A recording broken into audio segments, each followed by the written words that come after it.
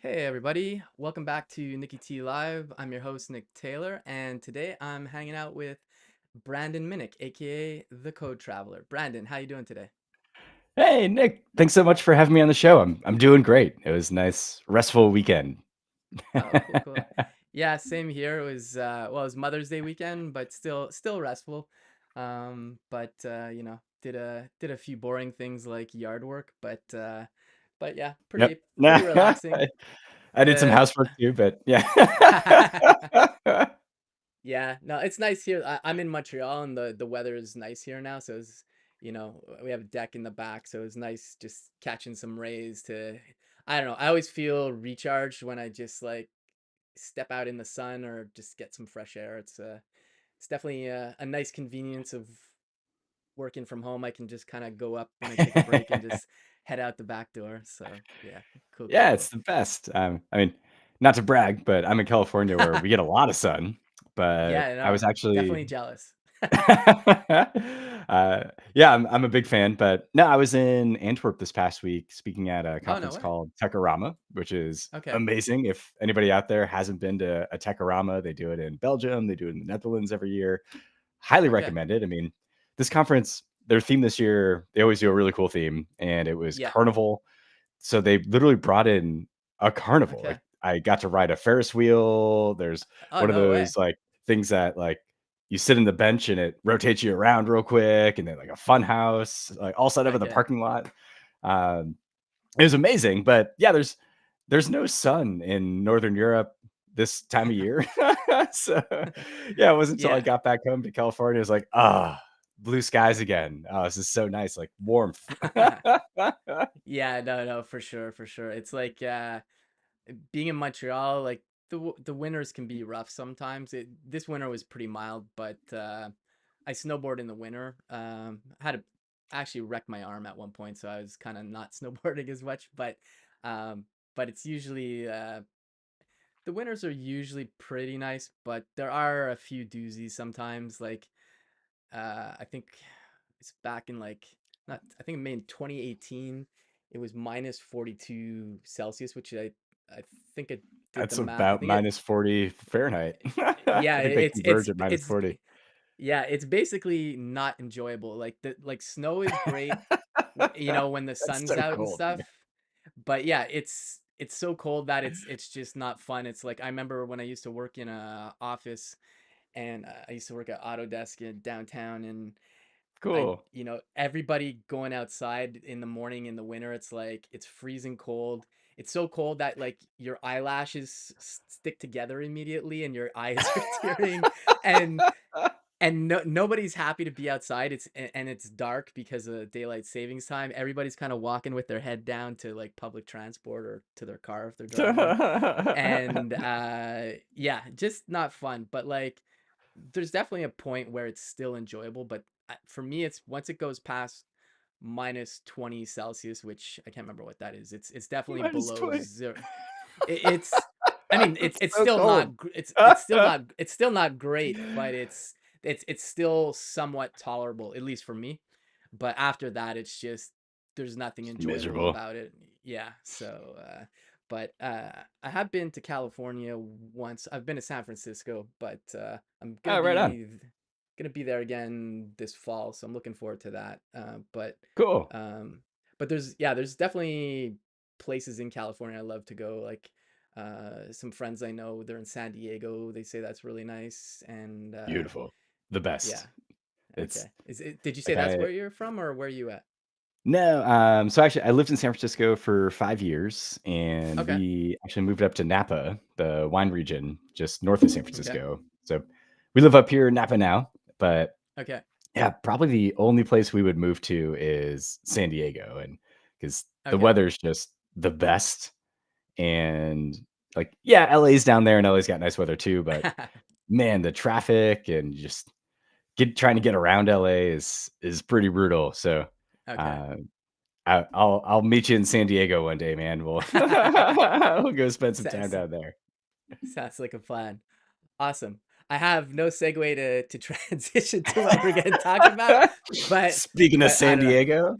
Yeah, I don't know. I guess I guess SAN makes computer chips, and we can go from there maybe. But Yeah. I don't know. That's all I got. But yeah, for folks who might not know who you are, you're a .NET Developer Advocate at AWS, and I have tons of questions about that because first off, I didn't know that AWS was even involved with anything .NET related, so that's kind of piqued my curiosity. But I guess, yeah, for folks who don't know you, maybe kind of dig into a bit what you do right now. And yeah. Yeah, thanks, Nick. So right, I currently work as a .NET Developer Advocate at AWS. So the role is a lot of, we'll say, outward-facing teaching and Okay. inward-facing feedback. So I Okay. travel a lot. Like I mentioned, I was at Techorama last week. I'll be at NDC Oslo next month and KCDC and all these amazing conferences coming up to basically give talks about excuse me, cool stuff you can do on AWS, Yeah. specifically in .NET, because that's my expertise. And yeah, kind of how I got here was a long time ago. I moved out to San Francisco to work at a startup called Xamarin, and that Okay. was kind of how, yeah, like that was my first break into tech, into mobile. I'd never really done anything with mobile apps before, Okay. and was literally scrolling LinkedIn one day because I wasn't loving my current job, and I found this funny company called Xamarin, spelled with an X, and clicked Okay. on them because I was like, "What do they do?" And it was like, make mobile apps, iOS and Android apps, native in C sharp. And I was like, "Oh, well, I know some Sounds C cool. sharp, and I've always wanted to make Yeah. mobile apps. Like, why not apply for a job there?" I mean, it Yeah. turns out actually a guy I used to work with at the job I didn't like anymore was working there. So Okay. yeah, I pinged him. His name's Brian. I was like, "Hey man, like everything I'm seeing about this company seems too good to be true. Like everybody says it's a great place to work and like the product's awesome." He's like, "No, it's incredible." So um, yeah, he connected me with the hiring manager. I was lucky enough to get Okay. in, and then shortly afterwards, about a year or so later, Microsoft acquired Xamarin, Yeah. and so we all got vacuumed up into the Microsoft beast. And if you've ever been through that, it's certainly interesting because acquisitions can go one of two ways, right? Like they can either keep the tech and leave the people behind, or they can keep Yeah. some people, but not everybody. But in our case, we were super lucky. Microsoft said, "Nope, we want to keep everybody."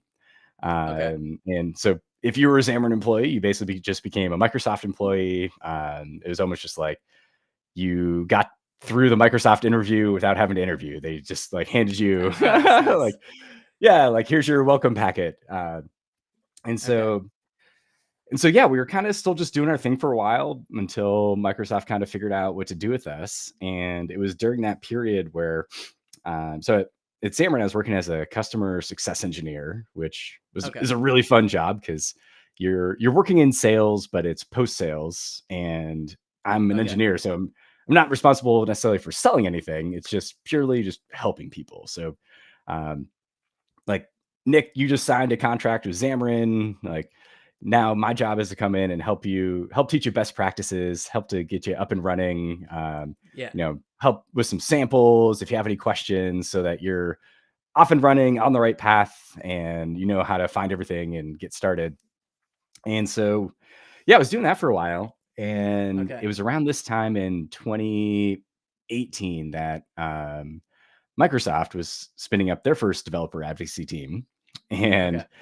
one of the founders of the team reached out to me internally and was like, "Hey, you're kind of exactly what we're looking for. Somebody that is good at teaching and likes to do speaking." Because I'd spoken at some meetups and stuff, nothing too crazy at the time. Yeah. Um, and I responded back to him, "No, thanks." I was like, "I'm pretty good where I am right now. Like, I'm kind of Yeah. interested to see where this acquisition thing goes." And he's like, "Okay." And then Okay. all of a sudden, and I don't know if any folks out there remember this huge wave where Microsoft just went out and hired the most amazing people to join this developer I remember advocacy that. team. Oh my goodness. So like I start It's like the seeing Avengers. it really was. And so Yeah. yeah, I start seeing all these amazing people tweeting about how they're joining the team or changing their LinkedIn status to Microsoft Developer Advocate, and I was like, holy shit! Like I just turned Yeah. down this opportunity. So went back to Tim, who ended up being my manager, kind of hat in Yeah. hand. I was like, hey, I'm sorry, I shouldn't have said no. Like you still got a spot open, and was able to grab one of the the last .NET. Oh, that's Actually, at the cool. time, I was a Xamarin Advocate, so one Okay. of the last Xamarin Advocate spots. But yeah, that's kind of Nice. what got me into developer advocacy, and I just love it because selfishly, I get to play around with all the latest greatest tech because we Yeah. have to be on top of things because we're going to be teaching it later. So it's a nice excuse to be like, oh, well, I guess I got to play around with .NET 9 for my new job. Like Yeah. it's not like I have to squirrel away and hide at nights and weekends for my family to be like, I got to learn this for work. It's because it is work. Yeah. But then, yeah, No, at the that's same super time, cool. I get to just share knowledge, teach what I know. There's certainly a lot of travel involved, which can be fun, can be tough sometimes, but Yeah. it's a really cool job. I really enjoy it, and yeah, glad to be at AWS because, like you said in the intro, um, not a lot of people know you can even use .NET on AWS. So Yeah. it's been an interesting journey just to like explain that. Like people come up to me at conferences, they're like, "You can use Yeah. .NET on AWS." I'm like, "Yeah, since 2008." Like, "What Oh, is that this?" that that okay, I didn't realize even that long. Okay. Yeah, So, oh, that's fun wild. fact, the first SDK made for AWS was a .NET SDK. Okay, so I I definitely have all kinds of questions. I just want to say hey to B1 Mine and Charles in the chat. Thanks for joining us. Um, yeah, I guess if this was 2008, this was when okay, so because we were talking briefly before the stream, but I did .NET up until 2016, and this was kind of why I initially sent out a tweet about hey, it'd really be cool to hang with somebody who's been doing .NET like in more recent years, because well, we can go into a lot of it, but like .NET is open source now. There's a lot of FUD around it. The newer stuff, I think we kind of touched on this briefly, but I guess I am curious, like, so if .NET was available on AWS in 2008, that this was pre-open source, so it didn't run on Linux, so they had Windows servers running at AWS, I'm assuming then? Yeah, Or man, that was the good old okay. .NET framework days. Okay, so good old IAS running in AWS. It's Ugh. honestly, I guess, yeah, I guess it's just having worked in the .NET ecosystem, like I'm aware that there's a lot of it on the planet. Like there's a lot of companies still using it. But it 100% never would have crossed my mind that it would have been something you could use at AWS. Like I could see it nowadays because like obviously you can containerize it probably and it runs on Linux. But I like back in 2008, I didn't even think they were doing that. I guess I just associated it with it always had to be because I worked in Microsoft shop, so they had their servers, or we would literally have somebody install a rack and stuff. And uh, but yeah, it just never occurred to me that AWS. Well, and I didn't even really know anything about AWS in 2008, to be honest myself. But yeah, it's just kind of Me neither. mind blowing, I guess. So Yeah, no, it's been fun, because yeah, when I was working at Microsoft, and it's it's a very natural, inclination, kinda like you just said, like, if you're writing stuff in C# using .NET, you're yeah, gonna be using Visual Studio, you're probably gonna be just using the whole Microsoft stack, and Microsoft does a really good job of making it easy to get your code from Visual yeah, Studio to Azure. And so, yeah, I don't blame anybody for kind of sticking to that ecosystem. But hmm yeah, it's been fun because we're essentially starting. It feels like we're just starting from scratch, even though there's been yeah, this huge investment into .NET at AWS. But yeah, for whatever reason, folks don't know about it, hmm and so for me, it's interesting because yeah, working at Microsoft, everything was very advanced. People are like, "Oh yeah, I already know about that. I've been doing that for years, of course." And then yeah, coming yeah. over to AWS, it's like, wait, you can use .NET on AWS? It's like we're starting there.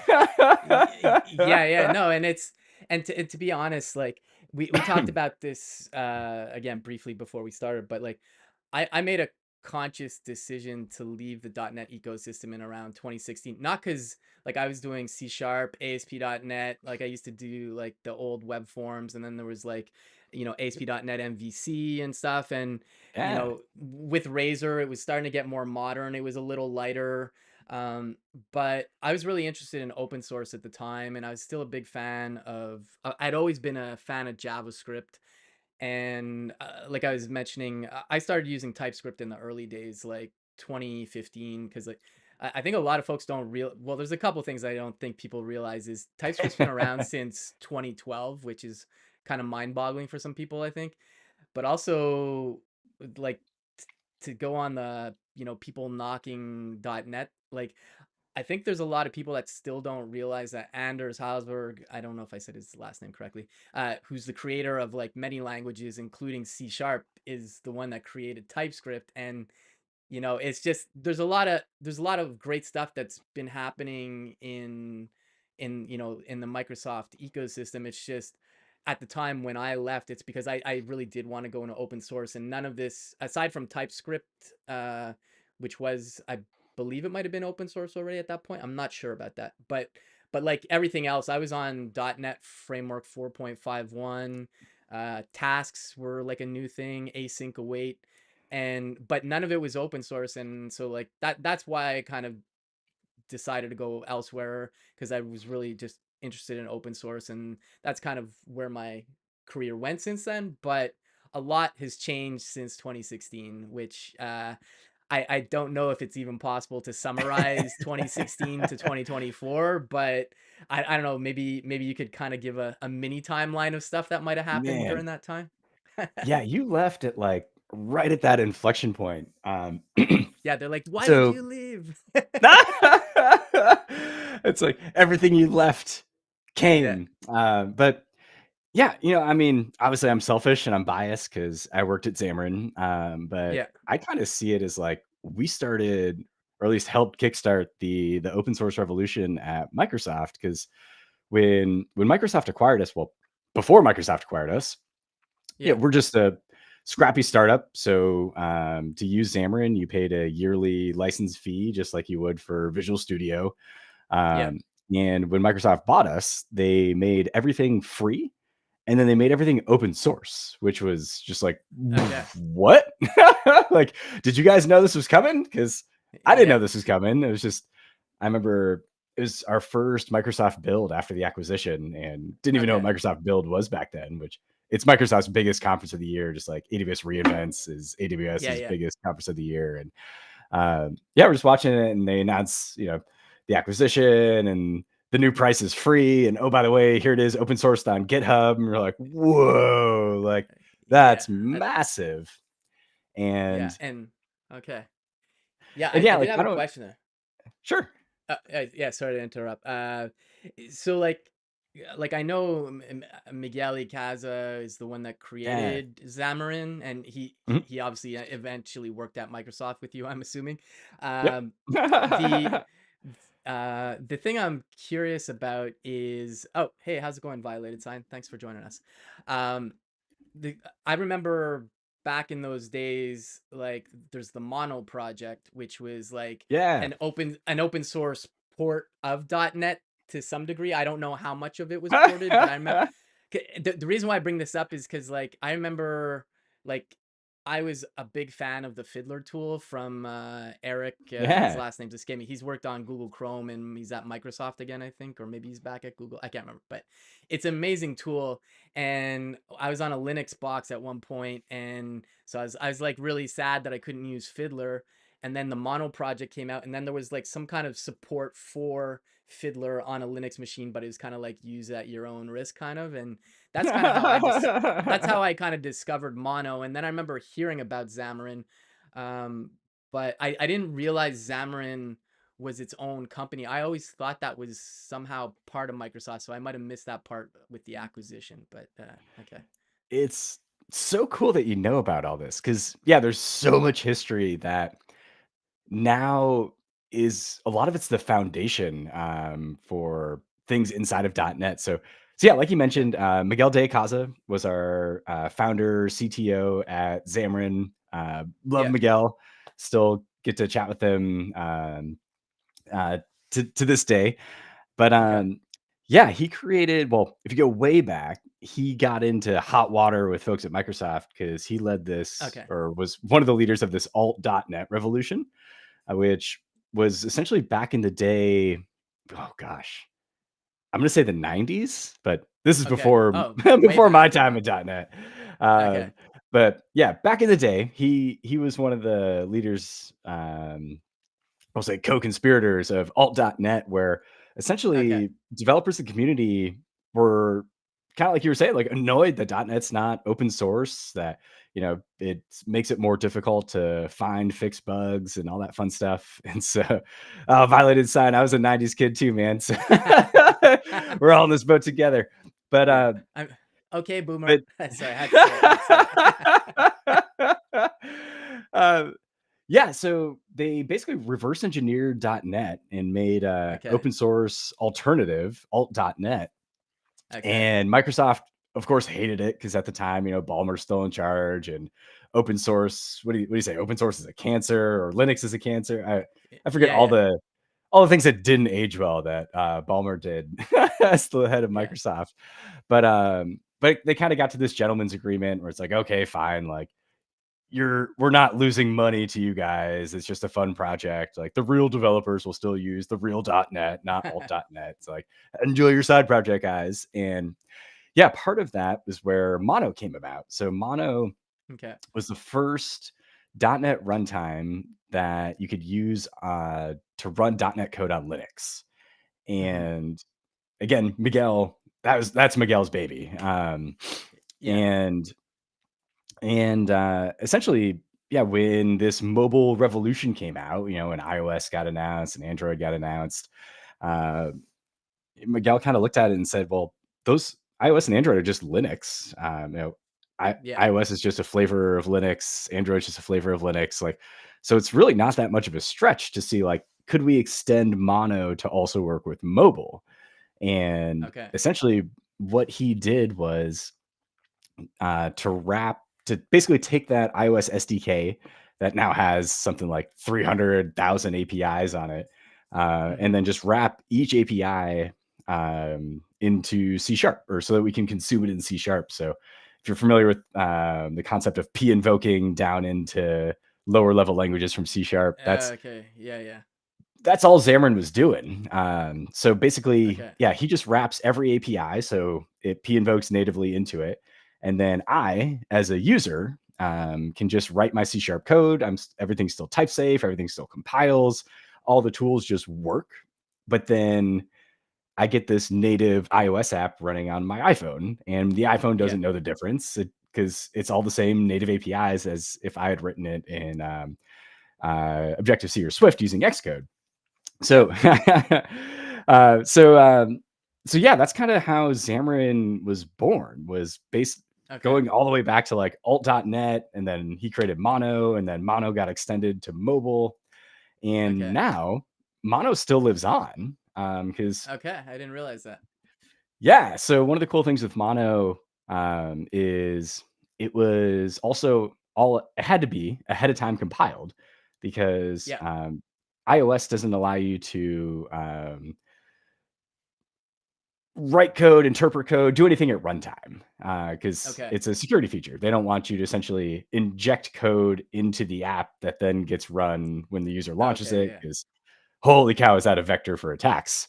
Yeah. And so yeah, Mono had to be completely ahead of time compiled, and that ahead of time compilation is now just now, like with .NET 8 come to .NET. So like your console Okay. apps can be ahead of time compiled now. Your ASP.NET Core apps can be ahead of time compiled now. And Blazor still runs on the Mono runtime, just like .NET Oh, I didn't MAUI know on that. iOS still runs on the Mono runtime. Okay. Because yeah, Blazor is how they get down to the WASM level. So Okay. Mono is still just crazy heavily used, and yeah, it's funny to think back. It just back in the 90s, a couple guys were upset that .NET wasn't open source and created this Yeah. thing called alt.net, and that led to Mono, and that led to Xamarin, and now we got tools like Blazor running on it, and all this concepts like tree shaking is new to .NET, AOT is new to .NET, but like we've had those for over a decade now in Mono. Okay. Okay, I didn't realize tree shaking was a thing in .NET because this is one thing like I remember it's like like people would make fun of like they'd say like I'd say like console log hello world in like JavaScript. It's literally one line, right? Obviously there's your JavaScript runtime, but like you do the Yep. same thing with .NET like a console app, and then all of a sudden it's imported I don't know how many namespaces and whatever, Yep. and Like a 5 it megabyte app now. Like, yeah, and what? you got your static void main, and then you're just like print hello or whatever. But it so with the tree shaking that you're talking about, does it literally, if I were to build that same console app today, it would literally say like I literally only need like the system.println and whatever like minimal stuff I need, and that's it. And so you end up with smaller binaries in general, or Pretty much, man. Yeah, there's okay, because in .NET we have we call them the system libraries or the base class libraries, and yeah, yeah, that's where you find like what's the definition of a string and date time and those real low level, well, low level for high level language concepts. yeah, And yeah, so yeah, again, like Mono's had it for years. We called it the linker in okay, Mono, which I thought was a terrible name because linking to me is linking two things together. But the linker in yeah, Mono was to link something out of your code. But once you get past that, it was yeah, great. Um, okay, and yeah, now this concept of tree shaking is again just like .NET 8, which is the current yeah, release of .NET, is where AOT and tree shaking is now okay, stable. It's not recommended, but with .NET, you can still do a lot of what we call reflection. So yeah, generating code at runtime and um, oh, tree shaking, violated shine, of course.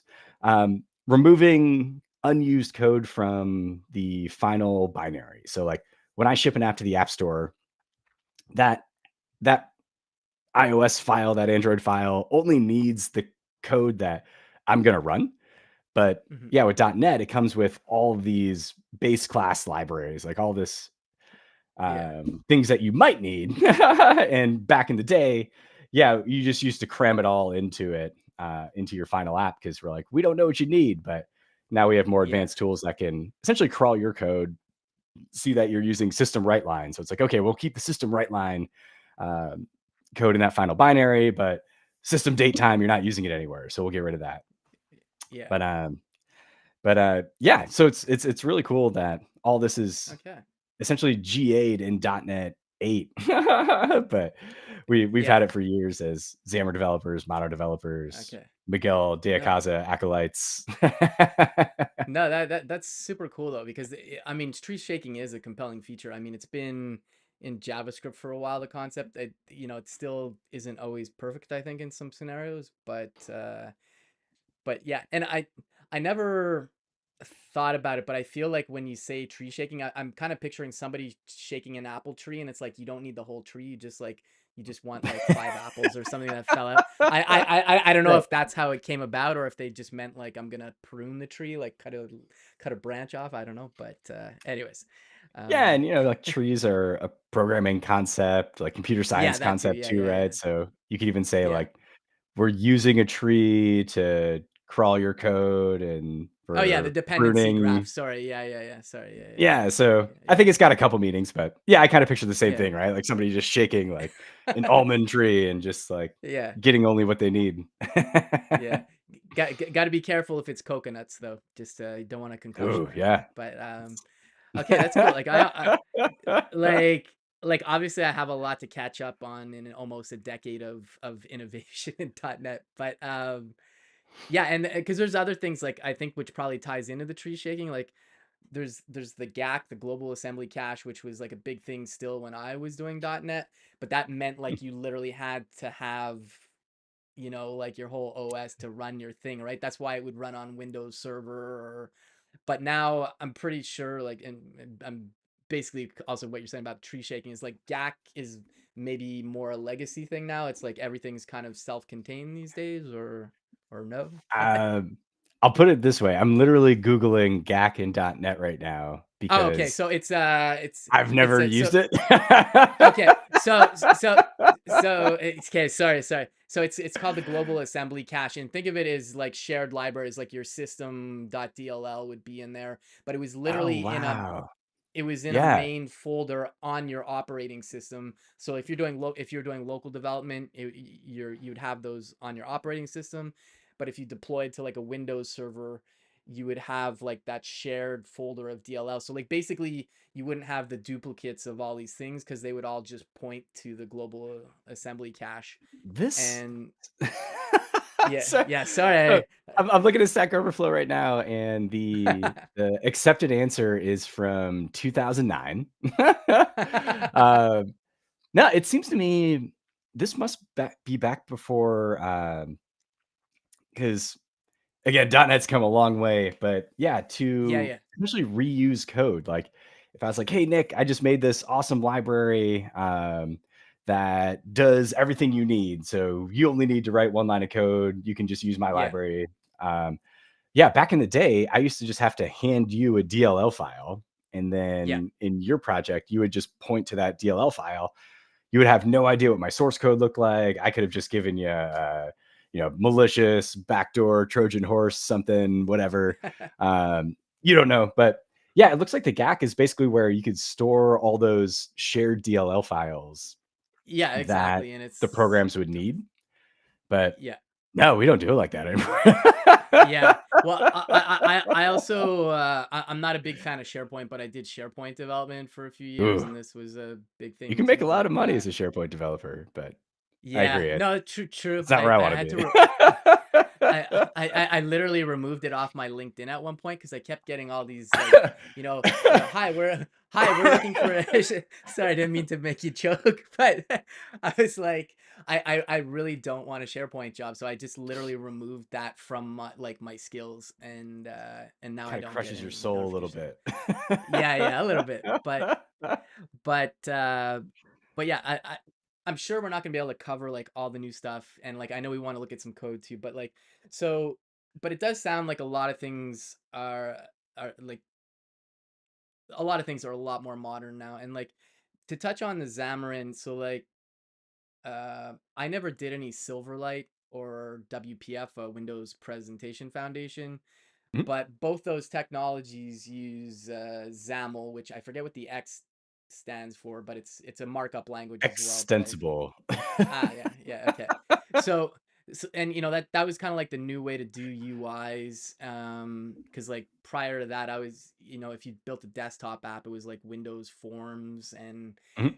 it which was kind of nice. It still kind of had that retro feel of like a Visual Basic 6, which is something I had to do like the beginning of my career, which was fun, but is like literally dragging things onto a grid and snapping them in place. And then I don't know if .NET still does this, but if you double click on like a button, it'll generate the click handler. Is that something that's still kind of a thing these days, or that's like Ooh. completely unnecessary? Or Um, uh, I don't I'm know, dating because myself, but it's not the world I live in. Because yeah, I mean, okay, nowadays so Xamarin's become .NET MAUI, so that's okay, where I spend most of my days, and a lot of the lens I view the cloud through is, from my expertise, which is mobile. So, yeah, anytime I'm doing a workshop or, giving a conference talk, like, it's usually, "Here's a mobile app, and here's something we do all yeah, the time in mobile, and here's how we can leverage AWS as our cloud backend." But, okay. no, I've never actually used the visual designer. We never Yeah, had one it in Xamarin or .NET MAUI. yeah, okay. No, it's good to know. It's like it was the kind of thing where it was handy back in the day because I typically have done web development most of my career. It was handy, but like a lot of times like placing things like visually, you didn't do that. Like it's because like on the web things are more dynamic, like even in like Right. the 2010s and even before, but um but I guess this is a good kind of segue to kind of dig into .NET MAUI. And so like you were saying, so Xamarin became .NET MAUI, and I guess the first question I'm curious about is you were saying Xamarin is still using Mono, so how does that work if you have Mono for .NET MAUI, but then you have I don't want to say regular .NET, but like the core .NET, which is not mono. Like how, like I'm sure they can interrupt, but like is like I guess my long-winded way of asking is like, is there a reason why they didn't converge, or is it just not possible, or maybe there's plans, or Oh man. Yeah, so many good questions. So here, I'll bring up my screen here because then cool, we can start looking at some code in real time too. And cool, you can also see yeah, here's me Googling about the GAC. oh yeah, yeah, And yeah, here's the okay, yeah, 2009. okay, okay, uh, cool, oh, cool, and to answer your question, yeah, I mean technically we still share DLLs, but okay, we've got like I'm sure you've heard of NuGet. Um, yeah, yeah, the package and manager, Yep, exactly. So just like NPM, NuGet is where like anytime I build a library, like I still do a ton of stuff in open source. I have a bunch of open source libraries that I own, maintain for the community. And whenever I put out a new release, I just upload it to NuGet. And then in your app, actually speaking of apps, we'll jump around a little bit. cool. In your app, And you would just I'll point just it interrupt for to 1 sec, if you don't mind, just zooming in maybe twice, if that's okay. sure on I the can code read here it, or but on the browser. yeah, just yeah, Okay. in the code. I can read it myself, but I know sometimes people have trouble seeing it on a stream. So cool. If Yeah, I sorry. can. Dang, it looks like I always Oh use wait. this Zoom Oh, IDE and it maxed me out at uh, 200. okay. No, I can read it. Hopefully, folks in the I'm used to Visual Studio Code, which is web based, because you're in visualstudio.net, right? Is that what you're in? No, this is JetBrains Rider. Oh, This okay. Oh, Rider. Yeah, I heard about Rider for the first time yesterday from C Sharp Fritz we were talking about before. But Oh, here we go. uh, oh, thanks for the subscription violated sign. Appreciate it. Control Cool. Shift period. Bam. Oh yeah, Okay. yeah. No, Now it's good. now I we're can see it zooming. pretty clear. So yeah, like in this is what we call our CS proj file. This is kind of the base file for any C sharp project. And it's where you define things like, you know, this is a MAUI app. So like if you're using any icons in your app, where are they going to find that SVG file to Yeah, things like what OS platforms you want to target. So a lot of metadata goes into here, but also in your CS proj file is, yeah, where we point to what we call package references. So this yeah. basically tells, in this case, JetBrains Rider or your IDE, so Visual Studio Code or Visual Studio, to go out to NuGet, or actually, you can even have your own private, we call them MyGet servers. But Oh no basically, way. go to typically NuGet and find this package, this version, and bring it into my app. And now I can use all these libraries. So yeah, we don't really have a need for that that Okay, DLL cache like a GAC gave us, but okay. kind of in the same vein, computers, servers certainly do share these NuGet packages in a cache, Yeah. and it's totally for optimization. So if you have two projects that need to pull down the same package, it doesn't download them twice. They can just check the cache real quick. But yeah, this is essentially how we bring in external code nowadays. Like actually, like Community Toolkit is one Okay. of my libraries that I lead and maintain, and so Okay. can bring that code in. But Cool. um, Violated Sign had a question, so I think you might have mentioned it already, but they're just curious: is NuGet kind of like pip or npm for .NET? yeah, pretty much. I mean, I'm not a JavaScript guy, but the little bit I've used npm, yeah, essentially the same thing.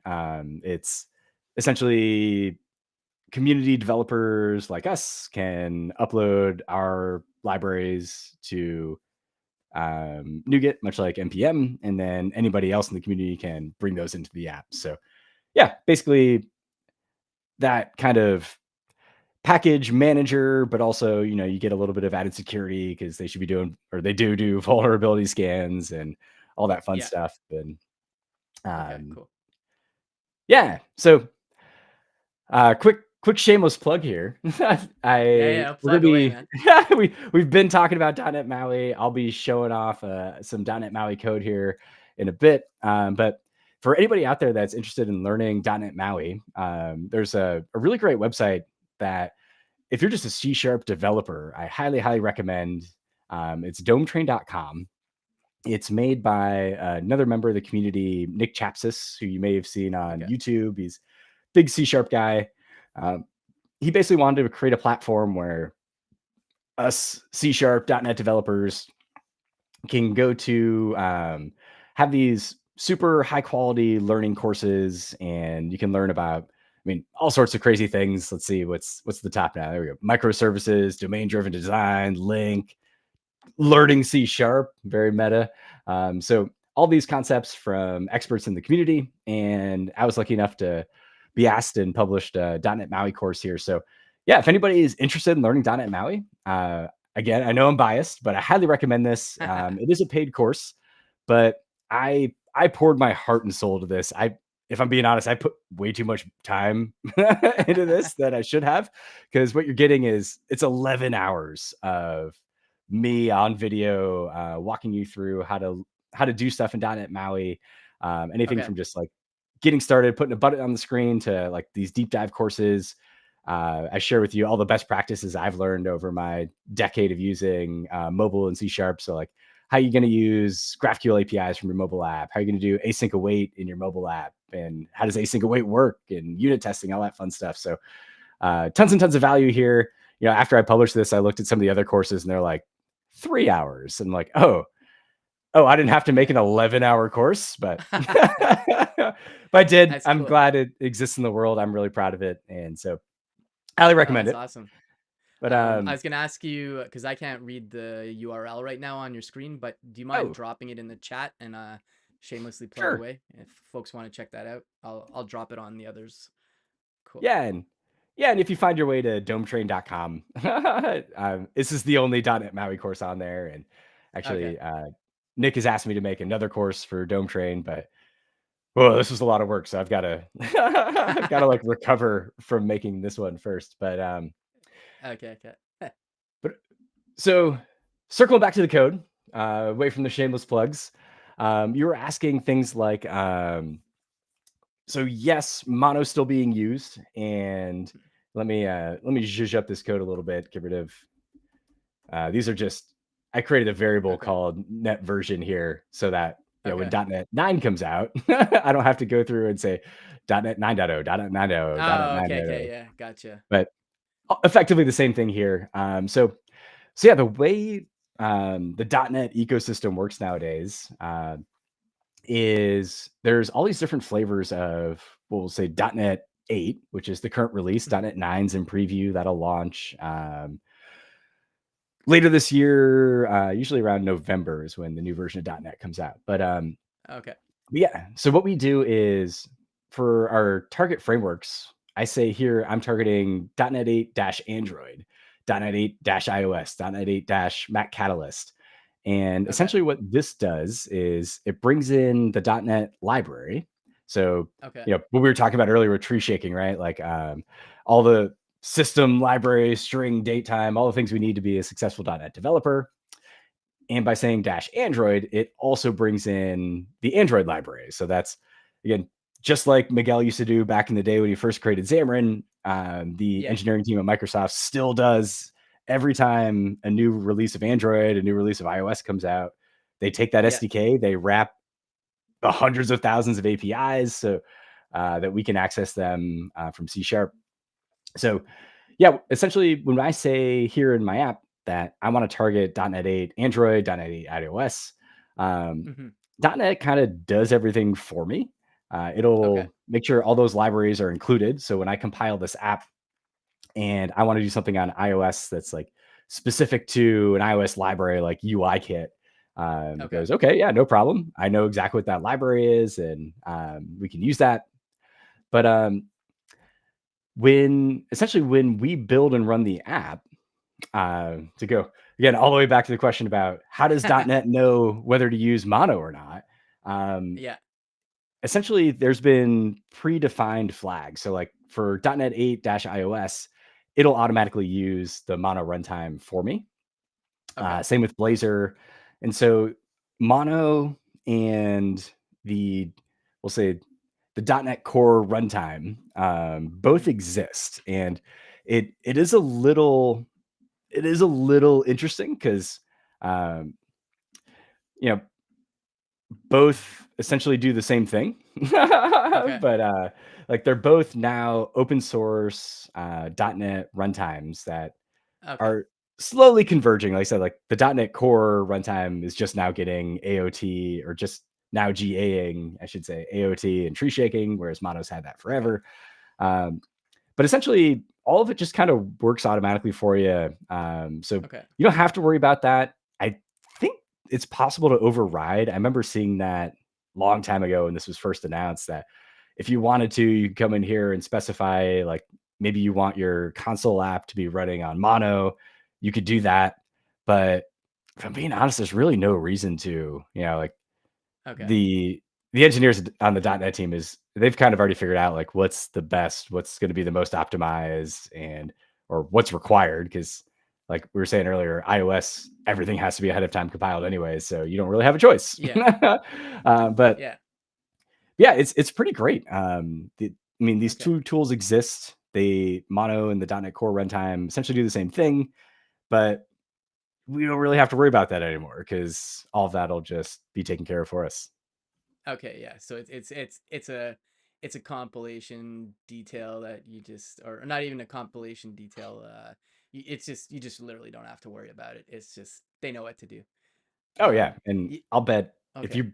you bring another .NET person on, you ask them the same question, they might not have even known any of this stuff exists. It's just I come from this weird Okay. place where, like, these are the technologies I grew up with and, like, the path I took into .NET. But, yeah, Yeah. if you were to pick up, like, if you go out and, start, watching my .NET MAUI course and you're learning .NET MAUI for the first time, like, you don't have to know about any of this. Like, we got you Yeah, covered. Well, I don't, but the yeah. smart folks at the .NET engineering team, they got you covered. Um, I was gonna say, we were talking about tree shaking, and you mentioned AOP. I'm assuming you mean aspect oriented programming. Is that what you're talking about? Oh, sorry, AOT, so ahead of Oh, time compilation. AOT. Oh, Yeah. okay. Ahead of time. Okay. I couldn't distinguish the T and the P. Sorry, that's my bad. No worries. Okay. Cool.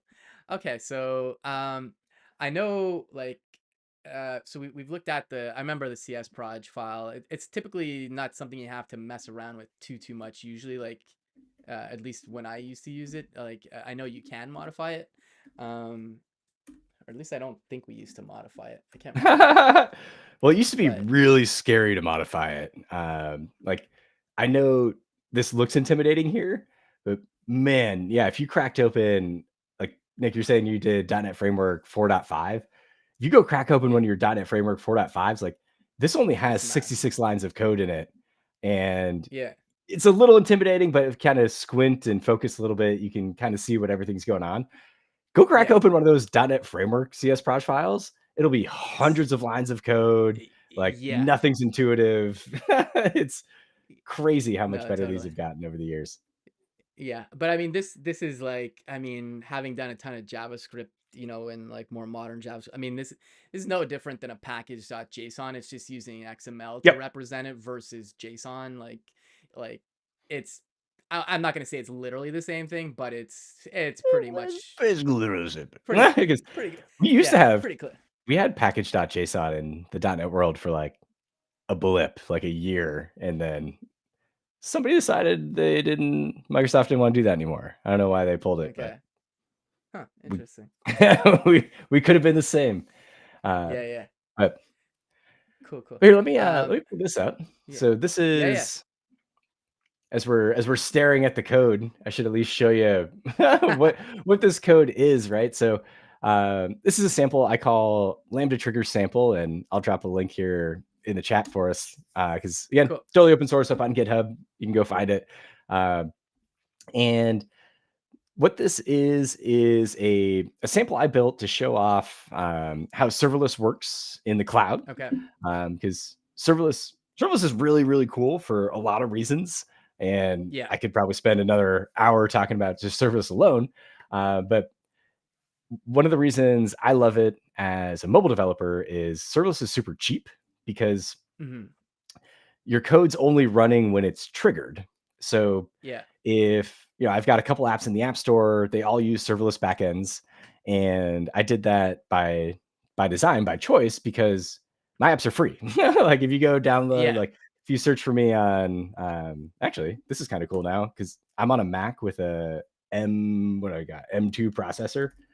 Okay. So Yeah. I can actually pop open the App Store here and more shameless plugs, of course. But yeah, if you just search for Plug me away. Plug on the App away. Store, thanks for letting me hawk my wares, Nick. Yeah, these are two apps I've published to the App Store, and so one's called Pun Day. If anybody out there loves word puns, I'll zoom in a little bit on this. Screw it. Let's go ahead and download it. Cool. But basically, the app is a bunch of word games. So like this Okay. one, or every pun's a drawing. So I partner with a stand-up comedian named Matthew Broussard, and he makes these awesome Okay. drawings, and you just try to guess what the pun is. So in this one, it's a seal. He's saying you're amazing, and we'll just say Okay. spoiler alert. I mean, there's I think 300 puns, so we'll spoil one of them. Yeah. Oh, do you want to guess? I'm gonna guess seal of approval Seal of or approval. There you go. yeah. There we go. uh, so so yeah, it's a fun word game, and then the other one is called Get Trends. So again, cool because I'm using the M1 Mac, so you can just Yeah. run iOS apps. Like I didn't publish this to the App Store to run on Mac. It just works Yeah. because now they're using the same silicon. Um, Yeah. so yeah, because we went back to what was seal approval number 4, I think. There it is. And so Yeah. seal of approval, dun da da, 100 points. We did it. And then you can keep track Nice. of like all the ones you've solved here. And oh gosh, there's 498. I was way off. So lots of puns here. Um, and then the other app is called Get Trends. And let's see how quickly I can connect to my GitHub account. Oh, nice. That was easy. Good for me. What a great mobile app developer who made this app. So Git Trends, if you have a lot of open source projects like I do, like I've got I think over 200 open source libraries now on GitHub. Um, Yeah. that's we can probably make this a little bit bigger. It's made for mobile, so again, I don't know how this I don't know how it looks on Mac, but we're I finding out in yeah. real time. No worries if you can't zoom in. It's all good. It's all good. We could probably do like I could do a little monitor zoom, but keep the Okay. aspect Oh ratio. yeah. So yeah, like if you have a bunch of libraries like I do, you want to know which libraries are popping off or which ones are trending. And so Git Hmm. Trends helps you do all that. Like this is community toolkit.maui, one of the libraries we saw a minute ago in my project back here. And so you can see like this is the last 14 days of traffic, views, and clones. You swipe, you can see your star history, and if Okay. oh, cool, we can zoom out even though we're on the Mac. I'm like Oh, nice. pinching to zoom with my trackpad, which I guess is the same. So yeah, you can see all the stars you've gotten in the past. Click this button up here, see all the referring sites, like where are people coming to that found your GitHub library. So it's a super helpful app to keep you on top of all of your open source projects. Cause like I said, like I had Hmm. hundreds, and sometimes somebody would find it and reference it in a blog post, and all of a sudden, like code I hadn't touched in Okay. years would be getting hundreds of views. Like I need to know about that. So Git Trends will also send you a little push notification if any of your repos are trending. But Oh, um, cool. Yeah, so we were talking we were talking before because my it feels weird to say my CEO, but I prefer to call him my coworker. But B Dougie was asking me to ask you about this project because it's super interesting and obviously it relates to some stuff we do at Open Source, so it's cool to see it. And the thing I was gonna ask you because like I've never been a mobile app developer, or not because I couldn't. It just didn't end up happening. But I'm kind of digging into some stuff. I do a lot of work with React, so I'm digging into Ignite, which is like a React Native boiler template. But oh, cool, yeah, but the but the heck yeah. but I definitely want to check out the .NET MAUI because I feel like it wouldn't be that big a lift because I'm already familiar with C sharp. But my question to you is like I mean, this is hats off to you, but like the app is like it's super snappy and fluid. And is that just the way you designed it, or are the primitives that Xamarin generates for each of the platforms like it's obviously native code at the end of the day? But like in terms of Mhm. the UI, is it bespoke UI you've built there? Like I don't mean Yeah. like obviously you wrote you wrote Git trends there. Obviously that's not out of the box. But what I mean is like, are there like native panels and stuff that are really kind of like, because my only real notion of shared code is a React Native, because that's just what I'm familiar with to some degree. But is it it's I imagine it's the same idea. Like you've got a view in Mac, sorry, iOS, but also a view in Android. Yeah, so, oh, dang. I I could open up the source code and we could spin this up, on Android locally, but we'll save everybody the time, but, um, so yeah, the UI is all bespoke, and Okay. I should give a quick shout out to, his name's, Luis Pujols, good friend of mine. Okay. When I first launched this app, he pinged me because it didn't look this good. He was like, "Hey, Okay. man, could I help with the UI?" I was like, "Yes, please." And, uh I'm trying to find it real quick, but he put together a whole thing on it. Let's see if I can go Okay. to his website. Let's see, luispujols.com. Uh, nope, that's not him. This is That's nice arm tat. yeah, right. Let's say luispujols.net. Well, here's his GitHub. But but yeah, so he created this design, and then I Okay. I hand coded everything. So Okay. these, for example, like there's certainly a lot of libraries that I leverage from the community because I don't Mm-hmm. just make libraries. I do that as kind of my form of giving back to the community because I use other folks' amazing libraries too. So I can cheat a little bit and leverage some of their libraries, their expertise to do this. But yeah, at Yeah. the end of the day, it's kind of like with any mobile app. You sit down with the designer and you kind of sketch out how you want it to look, and then you go Mm-hmm. write that code so that it gets close enough. I don't think we Yeah. can Yeah. ever Yeah. get Yeah. perfectly what the designer wants, but but yeah, no, this is all written in I C feel it. sharp. Um, Okay. and actually, here I'll show you. We'll pivot over to let's pivot over to this app, which we've been going on tangents. So we'll circle all the way Oh back yeah, it's all good. It's to all good. I 'cause these are good questions, and I want to show you. But again, just to explain this app, this is a mobile app called yeah. that will take your photo, upload it to the cloud, and then that's a serverless Lambda that is an Okay. HTTP trigger. So again, serverless, your code is essentially idle; it's sleeping while nobody's using it, which Mm-hmm. means it's super cheap because you're not constantly using resources in AWS.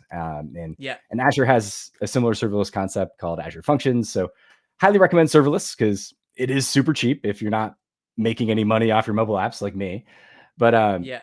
yeah, so this is an HTTP trigger. So basically just a REST API where I upload the image and then it dumps it Okay. into a storage bucket. So in AWS, it's called S3, and it's basically just blob storage. So you can dump your images, your JSON files, anything unstructured.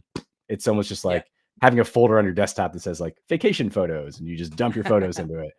That's S3 storage.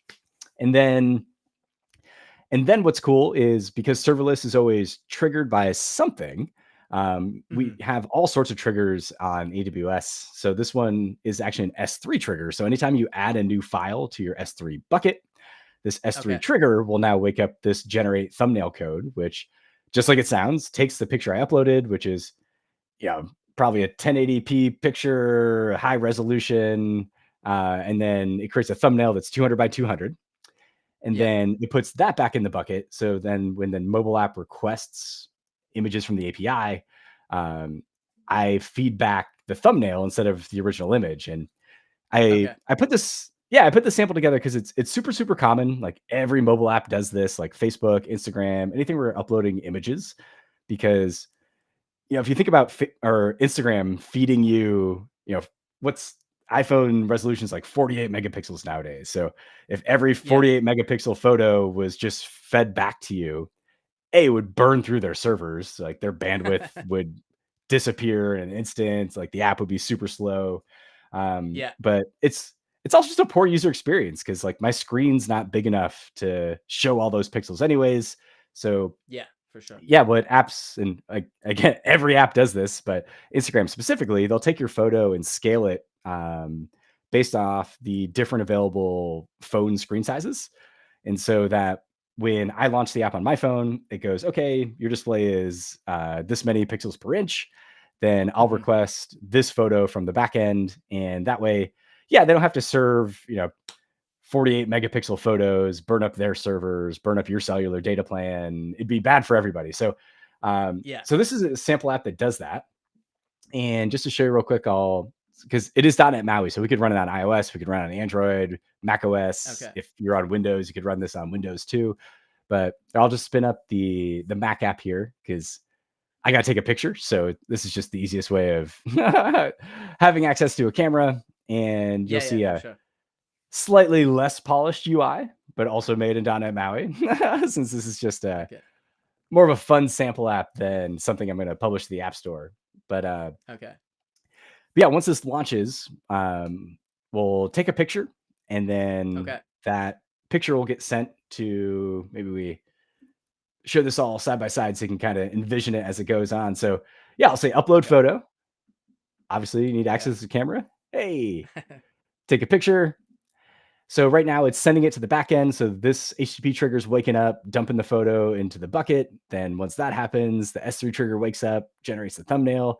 Then once that happens, then you'll see the thumbnail appear here on the right as a Okay. scaled 200 by 200 pixel image, or it times out in 10 seconds. Let's try that again.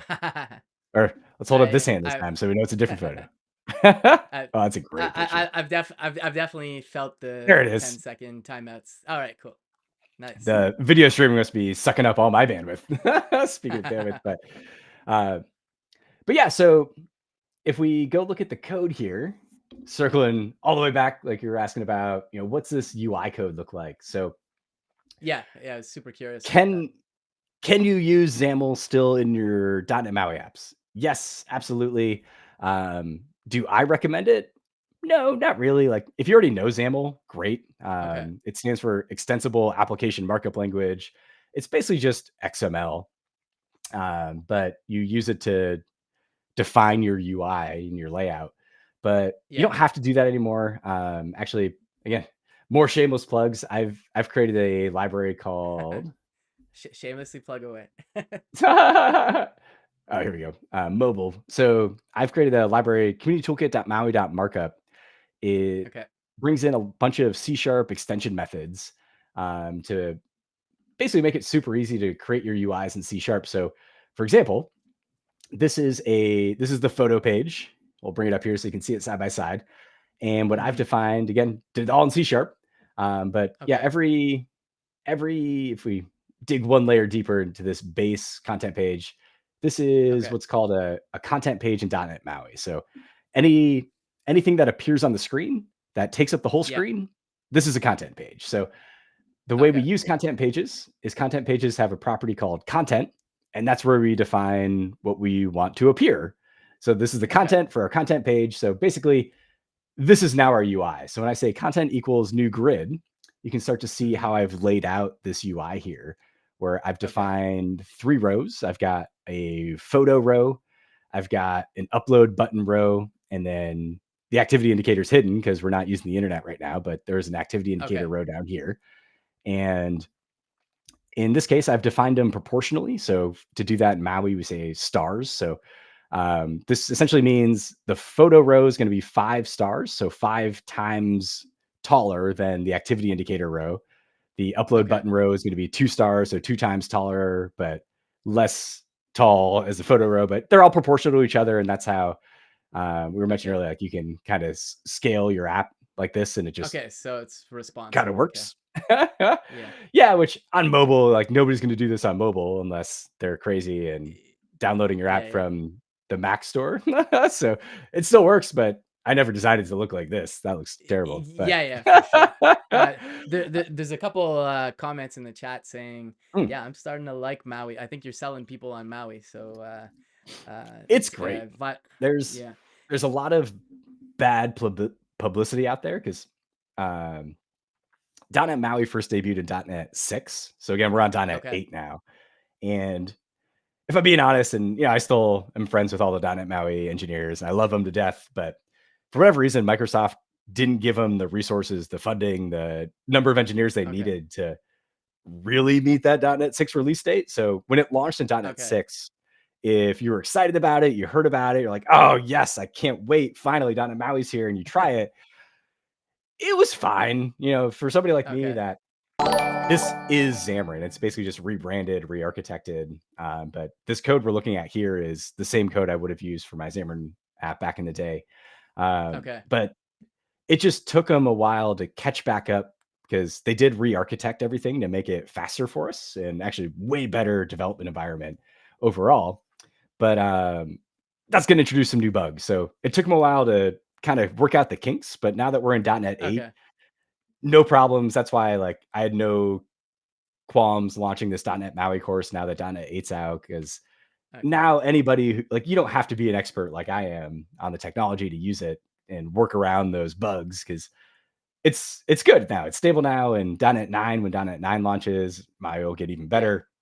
So don't That's believe the cool. haters. They either don't know what they're using it, they've never tried it, or they haven't tried it in a couple years. But Okay. Gotcha. yeah, love it. Love to Cool, cool. see the interest on Maui. But yeah, so long story short, Yeah. you can see we defined our rows, we defined our columns, we put some children into our grid. So I've Okay. put in this image border here where it's just a little border where I'm going to drop in an image. Mhm. And even in there, we've got our label that would appear. It's underneath the image now, but the image sits on top of that. And if you're familiar with MVVM, I don't know if you Yeah. ever made it to the MVVM phase of .NET, but that's what we use and recommend in .NET MAUI. So all this code we're Okay. looking at is purely UI code. In MVVM is model, view model. So this is the view code, the Okay. first V in MVVM. And then in the view model is where we put all our business logic. So we've Yeah. got, we could probably put these here side by side, and you can see, so things like this image that appears, is, it has no idea what goes into it. All it knows is I'm going to Mhm. have what's called a binding to my view model. And so somewhere in my view model, there's a property called captured photo.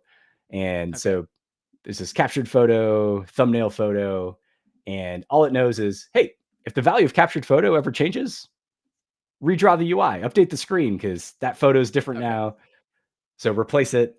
But the UI has no idea how that photo came to be because all that logic is Okay. here in the view model. It's separated out. So here is where this is the upload photo command. So when I click that button, this is where it makes sure I've got permissions for read, write, storage, and cameras, and then captures the photo and then uploads a photo. And I cheat a little bit here. I just, for the thumbnail photo, I just say go retrieve it right away, but just keep Okay. retrying till it appears because just an Okay. easier demo. But yeah, this is basically .NET MAUI in a nutshell, where you're going to Okay. use MVVM. I highly recommend doing everything in C#, but your code would look exactly as well. The layout and format of your code would look the same if you're doing it in XAML. You just have to know how to do that translation in your head and understand how XAML Yeah. works. Yeah. But yeah, XAML's a Yeah. whole nother language. It's a whole nother learning curve. And if I'm being real honest, I don't understand why it still exists. When I worked at Microsoft, I was of the campaign to try and just, can we just sunset XAML? All it does is make life harder for developers. It's not needed. But again, if you know it, great, go ahead and use it. But am I going to be teaching new developers XAML? No, I mean, Yeah. I do in my course, I should say. In the Dome Train course, I do cover XAML because you will encounter it as a .NET developer. Yeah. For You'll see it out in the legacy wild. purposes or. But yeah, if I was building a team of engineers today, I wouldn't use XAML because it's it's a language that wasn't meant for how we use it nowadays. It was designed for Okay. static UIs. So just essentially XML saying here's an image, here's a title, think your 1990s GeoCity web pages that maybe had a fun animated GIF moving on your website, but that's essentially the extent to how interactive your website is. And Okay. then eventually somebody's like, "Hey, what if I want to have a button and let somebody click on it?" And you're like, "Oh, well, how would we do that in XAML?" Like, "Oh, we'll add in this concept of code behind, and then you can link up event Okay. handlers, and then so it XAML nowadays is essentially just a bunch of bolt-on features to make things work. And if you ever Okay. used like even like a C sharp constant in XAML, um, you you can't just point to the constant like you would in C sharp. Like in C sharp, we would just say like class name dot constant Yeah. name done. XAML, I think the syntax, and again, I don't use it that much, so I'm going off memory, but it's something like open curly brace, X colon, static resource equals, maybe there's another open curly brace there, but then you bring in what's called a XAML namespace. So you have to Okay. define your C sharp namespace in XAML first. So now it's a XAML namespace and a XAML namespace colon. Then you can say class name dot constant, and then yeah, Okay. close all the curly brackets and close. It's wild how much ceremony there is in XAML, but Okay. it's still a thing. It's still Yeah. around. I don't see it going away in my career, but if I had my Yeah. way, this is so much easier to do, and everything's type safe. Like these bindings, I can point Yeah. directly to the properties. Like everything's just better in C sharp. Yeah, yeah. Violated sign saying why the XML hate it. It's when I started my career, I used to do a lot of XML because like that's we would build UIs with that and use a style sheet to transform it, which is like nowadays I would never do that. Mhm. Um, but I didn't realize because like I mean I do mainly web development and it's a markup language. Like we're using React, which is JSX, but that generates markup at the end of the day. But the web is built to be like more responsive and everything. And so like maybe like I guess when I first thought of XAML, I thought it was because it is a markup language. I thought it was similar in that sense to the web, but I guess it's not as dynamic as like you're saying, and it's a lot easier to do that in the code. But I Yeah, def it is. You can absolutely make XAML dynamic, but again, those are like bolted on features that came later. It was like, okay, oh, how do we now do this? And it's to me, it's just so unintuitive as a longtime C sharp developer. So, uh, yeah, but but it's it's there. yeah, A lot of people love it. yeah, but it is interesting looking at it because like I'm doing mainly like I'm building a lot of UIs right now, and so we're using React, so it's like TypeScript but JSX, and like although this isn't a markup language here, it's got similar concepts, you know, like children. That's something in like in React as well, which is typically like you have like if you have the content page and then it's like whatever goes inside, it's called the children. And you know there's no like instantiation of classes. It's typically you have the JS at that point, but it's similar. Like you're passing in the props and stuff. But the thing that's interesting about this is there's like the Fluent API where you can keep chaining stuff, which is nice. Yeah. And there's you know I think it's the kind of thing like it probably just grow on you too. Like it's and if you've never done XAML and this is the first thing you see, I'm sure you'll just get used to it. But but yeah, no, this looks it looks less complex than I thought it was gonna be for the UI for some reason. I don't know why I thought it was gonna be more complex, Yeah, but yeah, and that's honestly, that's why I love this. And, in my .NET MAUI course on Dome Train, I I get around to covering XAML, but I start with just C# because it is so it's easy to read, it's intuitive. If I say, "Oh, yeah, I wanna put an image on the screen," new yeah, image, and so, yeah, it to me, like, that's the easier way of teaching this. And also just, for folks like you who haven't used C# in a while, like, you can come back, you can read this code and go, "Oh, yeah, I can see exactly what's going on." Like, this is going in yeah, the photo row, this is going in the column captured photo column. It's very, I don't wanna say verbose because that's sometimes a bad thing, but verbose enough to be intuitive, yeah, yeah. but also concise enough to be legible and easy to kinda pick up, play around with. Yeah, and obviously, you know, it's I've never used Rider, but like whatever IDE you're in, you've got the IntelliSense, which has been there forever. So like the discoverability of everything is nice too, you know. Yeah. And yeah, no, it's I think I'm gonna have to not today, obviously, because we've got about 14 minutes left. But I think when I stream on my own, like because I work in open source, like I'll typically stream my work. But I think I'm gonna because I'm gonna be doing some stuff building out a React Native app because it's for like a guest stream I do.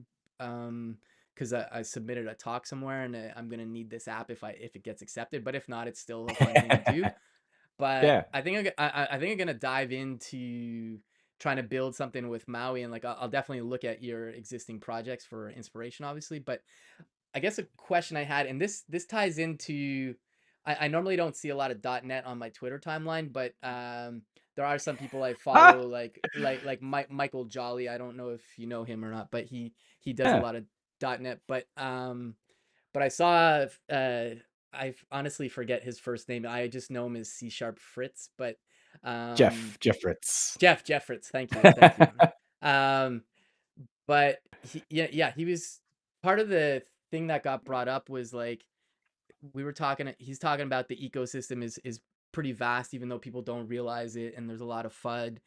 And one of the things people were talking about was like tooling. And so like I remember like Visual Studio or Visual Studio.net, they both used to be super expensive. But at one point there was a community edition, I know, and like there's Mhm. also Visual Studio Code. Um, but like I guess my question is like if I were to start, like I'm just like I want to go build a Xamarin app right now, like is there a cost to tooling if I were to build it? Like I know Rider's JetBrains, so that you would pay for, obviously. JetBrains is you know, they make money. Ah, But yeah, yeah. Yep. like say you weren't using Rider, could I actually have, and I don't mean this as throwing shade, it's just a genuine question. Could I have a good tooling setup to build something in .NET MAUI right now without dropping a dime? And I don't mean that because I'm cheap. Like I'm happy to pay. I'm happy to pay for tools, but this is like a common question that I saw in that whole thread when people were saying, yeah, but the tooling, you know, and stuff. And just curious to know Right. your thoughts on that.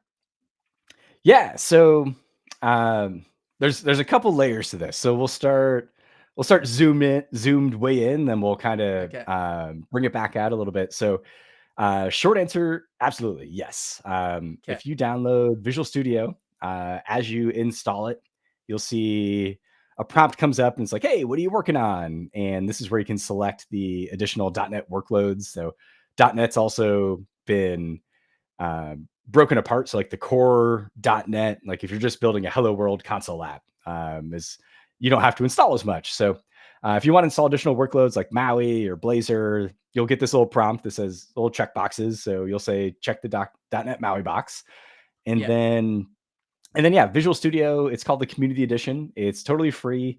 The only kind of guardrails Microsoft puts in place, and if I'm being honest, it's mostly on the honor system, but you should Yeah. honor the honor system. Is once you have a company that's, I forget the exact parameters. I think it's either 5 employees or annual revenue of $1 million, then Okay. you're required to pay for the business license.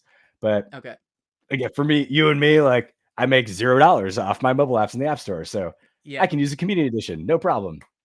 Okay. Um, but so that's on Windows. Now, if we Yeah. shift over to the Mac, because I'm on a Mac, I've been using Mac to write my C# apps for, gosh, almost a decade now.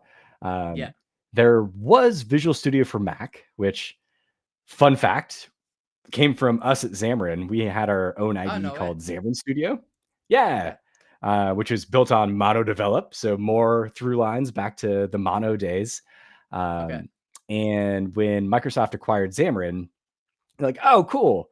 You can write C# code in an IDE on the Mac. Why don't we just rename that from Xamarin Studio to Visual Studio for Mac? And Okay. all of us were like, no, don't do that because it's literally only made for Xamarin. Like, yes, Xamarin's in C#, but like if you try to make an ASP.NET Core app using Xamarin Studio, you're going to Yeah. have a bad time. But did the marketing team listen? Of course. Yeah. RIP, right? Violated sign. Absolutely. Yeah. Yeah. So no, they didn't listen to us and they rebranded it as Visual Studio for Mac. And Okay. then again, everybody who never heard of Xamarin Studio all of a sudden was like, oh, shoot, Microsoft's got an IDE for the Mac. Sweet. I'm going to try it out.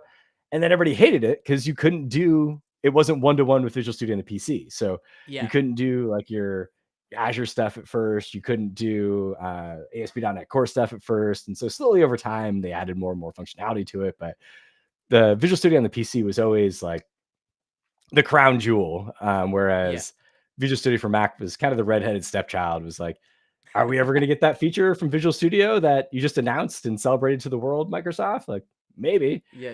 Yeah. Um, but yeah, it's like Violated Sign just mentioned in the comments, RIP Visual Studio for Mac.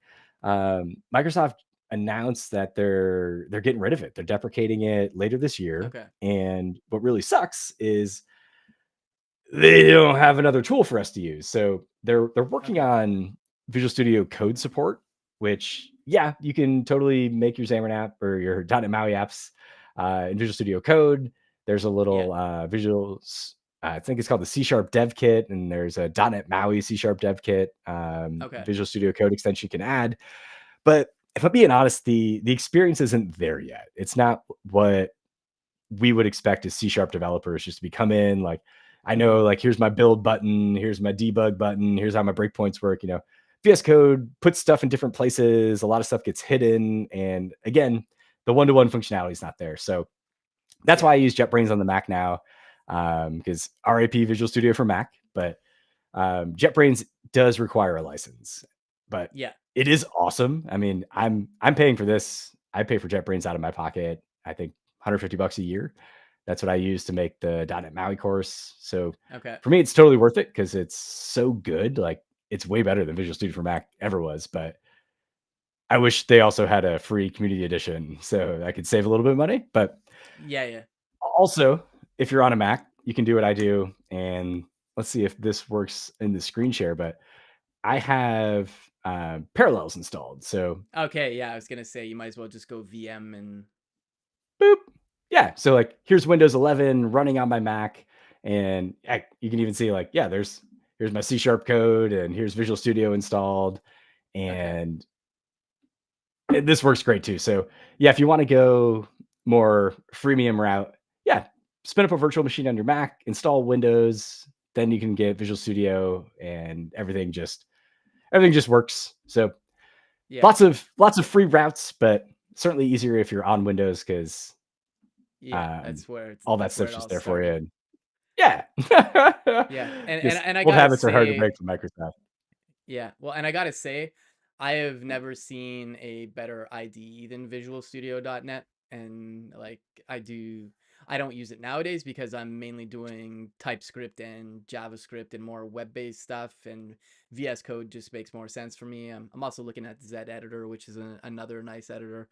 It's not my go-to yet, but yeah, like Visual Studio .net, like the Windows one, because that's the only place it is I I haven't seen like regardless of language, I haven't seen a better IDE ever.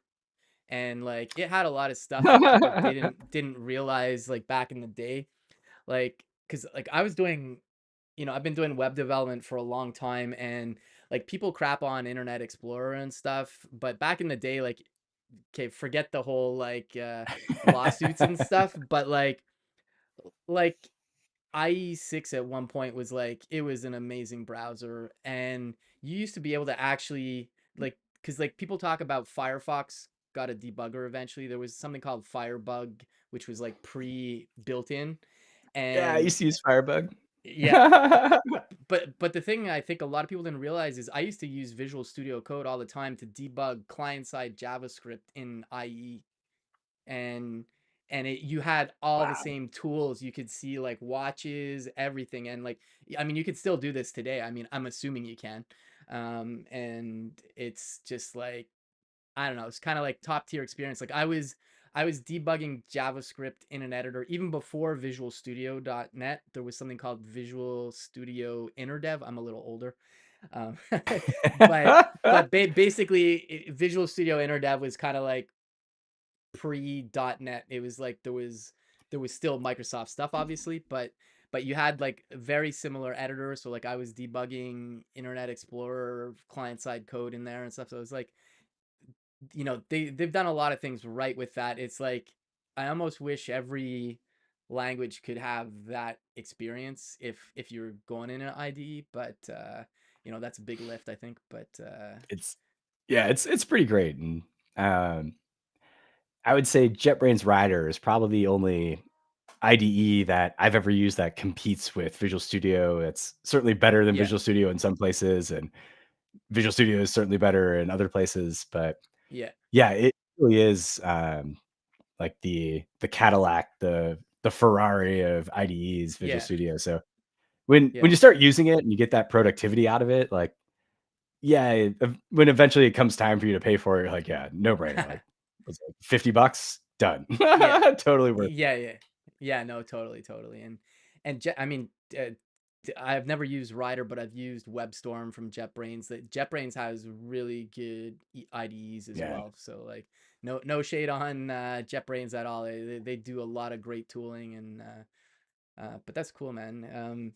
Yeah, I'm curious to see where it goes with like the multi-platform support for like a better IDE for .NET. But it's good to know. Like, I don't think. I mean, honestly, I'd say like if you're a somewhat like even maybe starting off, the lift to put in a VM might be a little complicated, maybe for somebody just starting out. But I think that's a pretty okay compromise if you remotely know what you're doing, on your computer. I think to get the good experience, or you go with Rider, like Violated Signs saying they love JetBrains as well.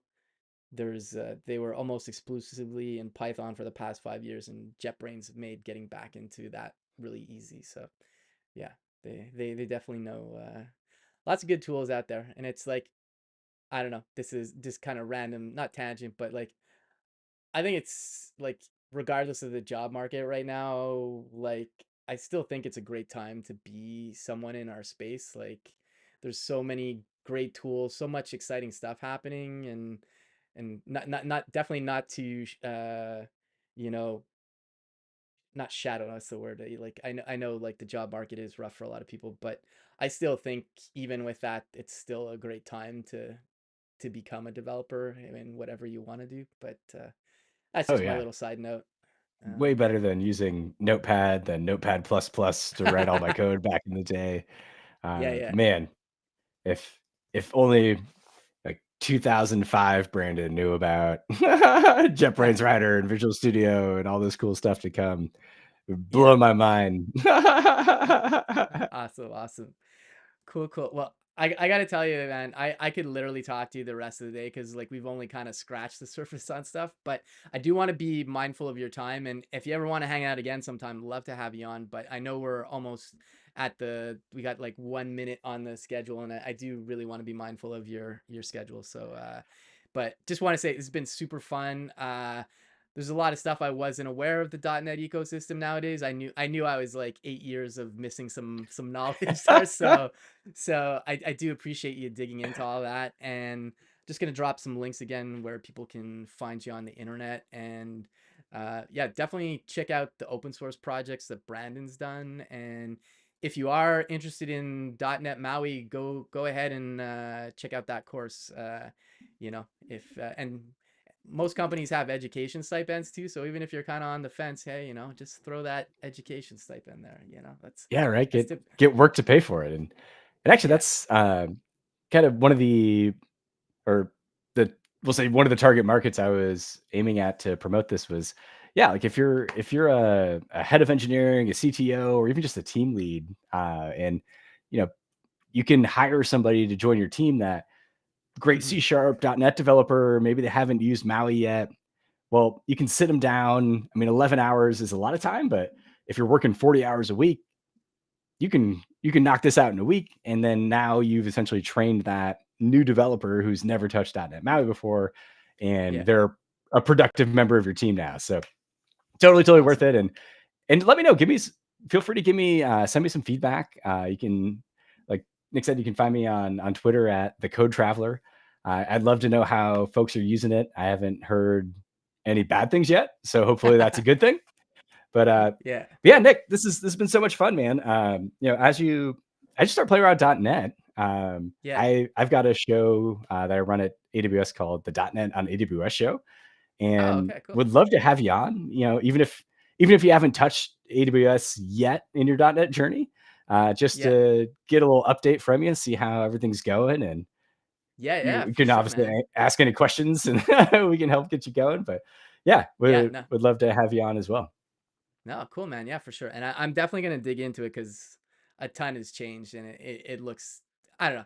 And I haven't done really any mobile development, so it's another reason to dig into it. So yeah, appreciate it again. Thanks for the kind words, Violated Sign in the chat, and thanks again for the subscription today. And everybody else, next week I'll be streaming the rest of this week, like doing work, but next week I'm off for streaming because I'm gonna be live streaming for work all week. We have a launch week coming up, so I'm gonna be live streaming all pretty much every day with my coworker Becca, and we got lots of exciting stuff to share, so check that out. And thanks for the follow, Brandon. Cool, cool. All right. Busted. All right, take care, everybody. And if you just don't mind staying on for 1 sec, Brandon, and everybody else, we'll see you probably tomorrow. Later.